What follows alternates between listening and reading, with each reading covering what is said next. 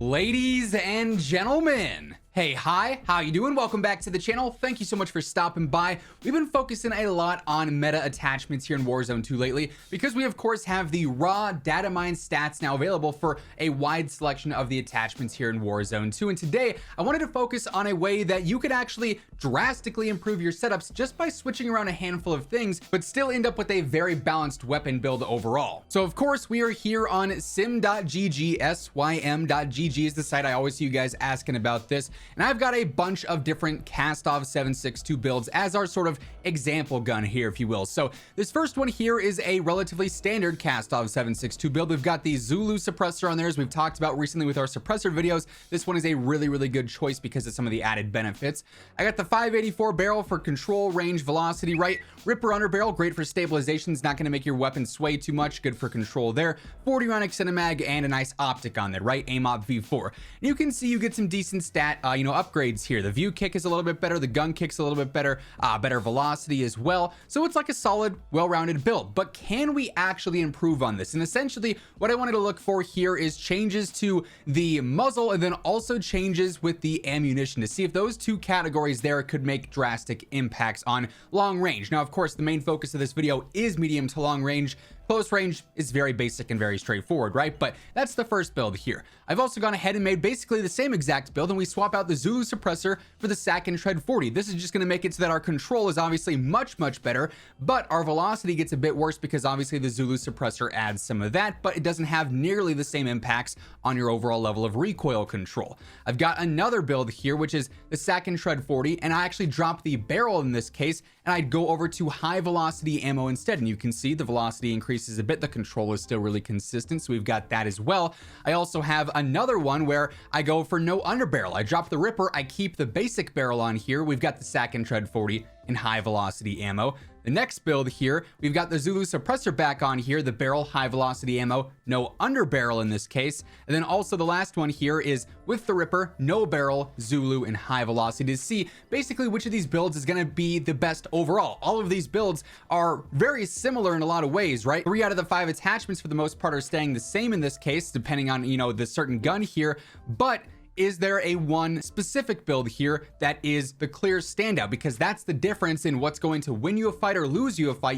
If someone's using this Kastov 762 and you have this Kastov 762, is one going to basically be a free kill, right? So if we go all the way down to the bottom of sim here, past all the TTK charts and everything, we get this really great weapon stat comparison chart here. And this is where we get all the answers that we need. So let's start first up top here with our velocity. We get a bunch of different values here, right? So our first basic build, the one that we've been using for quite some time, sits at an 829 velocity, which actually is the second lowest out of all these. And obviously for long range fights, especially here in Warzone 2, where the hit reg feels so inconsistent because the servers are so bad and because the TTK is so fast, having a good velocity stat is huge because this is going to allow it to basically feel like your weapon is hitting more consistent. You don't have to lead your bullets as much. Where you're shooting is where you are hitting, right? So having good velocity is crucial. So this one is mid-tier. Now, if you were to just swap out Zulu for Sack and Tread straight up, you get a pretty low velocity. 692 is almost approaching what you might find on some SMGs if you're building them for like sniper support, right? So that's a really low value that I don't think is going to be all that great here. We'll have to look at the other stats though to see if anything balances out. If you use high velocity and no barrel, you get an 850. That's a nice mid-tier option as well there. If you use no underbarrel with high velocity, you get a 997, which is also pretty solid. And then you get some really good velocities when you use the Zulu suppressor and no underbarrel or no barrel. You're looking at almost 1200 there and just over 1000 there. So obviously those stats are looking very prime for long range. But there's more to the story here. Let's look at the ADS times now as well, and I'll zoom down a little bit so you guys can see all the values so far. So our basic one actually has the slowest ADS time out of them all. And when you are factoring in long range gunfights and some mid-range fights, ADS is not the #1 factor because obviously over long range, your ADS is probably going to be much slower than a weapon that you're building for close range fights. That's where it matters the most. But obviously you don't want to hinder a build if you don't have to when it comes to that aim down sight speed. Having a decent speed there can also be the determining factor in a lot of fights, especially with the super fast TTK if you're fighting in some mid-range, some early long range, right? So our first build here, a little bit slower than everything. If you're just going out straight up Zulu for sack and tread, also on the slower end a little bit, 477 there. The fastest one here is actually 395, which is very impressive, and that's using high velocity and no barrel. So obviously that barrel is slowing you down quite a bit in terms of that ADS speed. If you're using high velocity and no under barrel here, you actually end up getting a 437. That one's not too bad at all. We also have a 468 here for the Zulu suppressor for no under barrel, and then 426 for Zulu and no barrel as well. So the barrel there is the main hindrance, and obviously for using Zulu and that and a under barrel with no high velocity, we're getting that slowest ADS time. Again, not a huge factor, but something to take note of.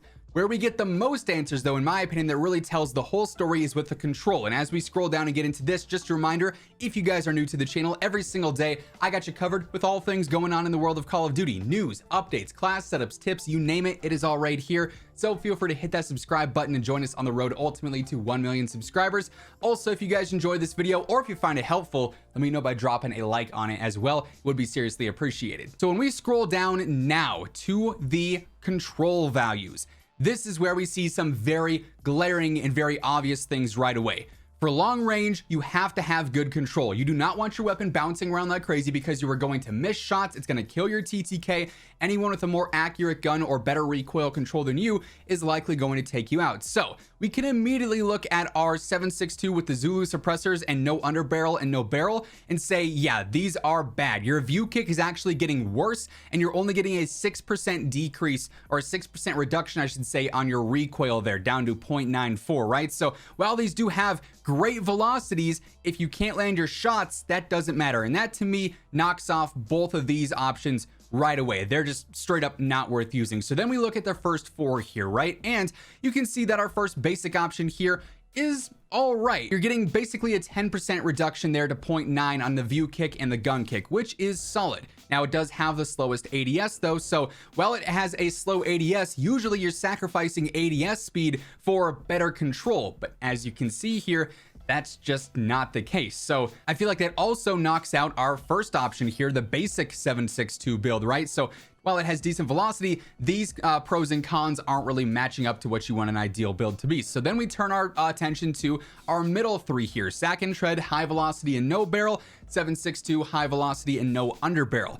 And what do we have in this category? So you can actually see that with the sack and tread on there, just straight up swapped, you're getting much better control, right? Significantly better control than with the Zulu suppressor on there. But then we go back up to that velocity, which is so low. So again, while you're getting better control, you still have basically the second slowest ADS speed out of these three and the worst velocity. That to me knocks the 7.62 sack and tread off of there. And then we just have these two. So basically you'd be swapping out either an underbarrel or a barrel. And truly, I don't think there is a wrong answer between these two.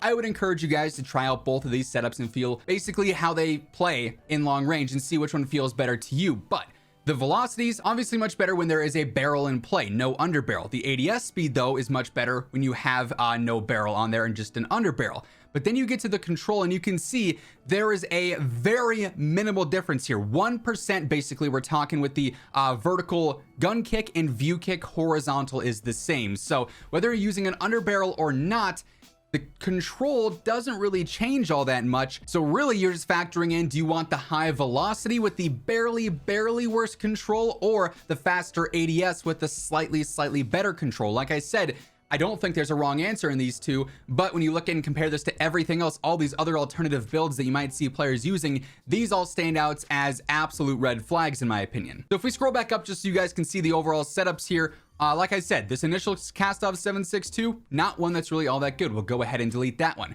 Sack and tread, straight up trading for that Zulu suppressor, not that good. We'll go ahead and delete that one. The Zulu with no underbarrel and high velocity, great velocity overall, but terrible control, not worth it. And then even if you drop the barrel, your ADS might be better, but still the control is not all that good. So it comes down to these two builds here that stand out to me the most, where you're using a sack and tread 40 muzzle. And keep in mind, even though you don't have a suppressor, you're not showing up on the minimap and you're not showing up on the compass when you shoot, unless of course there's a UAV, which is going to make you show up regardless.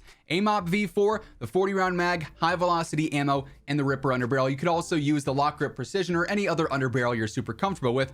That is option 1A. 1B would be just trading out the underbarrel for the 584 barrel in this case.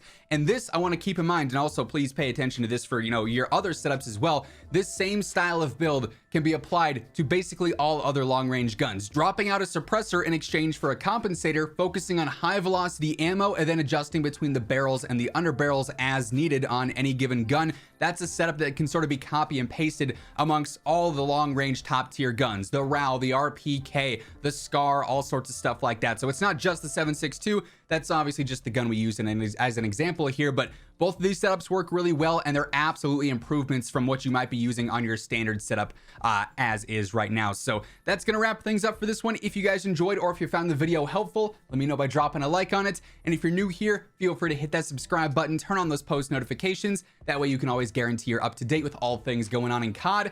But once again, thank you so much for tuning in, and until next time, take it easy, have an awesome rest of your day, and I'll catch you guys later. Peace out.